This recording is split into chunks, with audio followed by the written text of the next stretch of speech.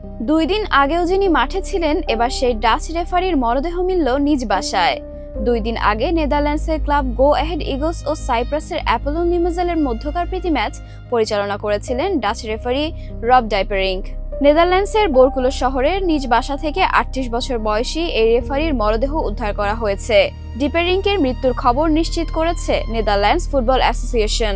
তবে মৃত্যুর কারণ সম্পর্কে এখনো কোনো আনুষ্ঠানিক তথ্য জানানো হয়নি। মজুক বিরাট কারবার, জিতে নাও ফ্যামিলি কার, স্পোর্টস বাইক ছাড়াও লক্ষ লক্ষ নিশ্চিত গিফট।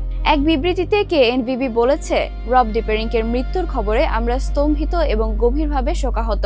ফুটবল অঙ্গন একজন আন্তর্জাতিক অভিজ্ঞতা সম্পন্ন দক্ষ রেফারিকে হারালো।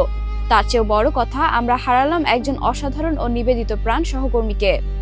সব ঠিক থাকলে চলতি ফিফা ওয়ার্ল্ড কাপে রেফারি হিসেবে দায়িত্ব পালনের কথা ছিল ডিপেরিঙ্কের। তবে টুর্নামেন্ট শুরুর কয়েক সপ্তাহ আগে তাকে রেফারিজ প্যানেল থেকে বাদ দেয় ফিফা।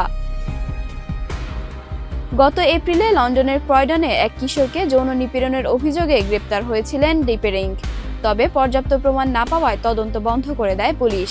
এরপরও ফিফা তাকে ওয়ার্ল্ড কাপের রেফারিজ লিস্টে ফেরায়নি। এই সিদ্ধান্তে হতাশা প্রকাশ করেছিলেন তিনি। 2017 সাল থেকে ইরেডিভিসে দায়িত্ব পালন করা ডিপেরিঙ্ক 2014 ইউইএফএ ইউরোতে ভিডিও অ্যাসিস্ট্যান্ট রেফারি অর্থাৎ ভিএআর হিসেবেও কাজ করেছিলেন। ইরেডিভিসিতে তিনি মোট 84টি ম্যাচ পরিচালনা করেন।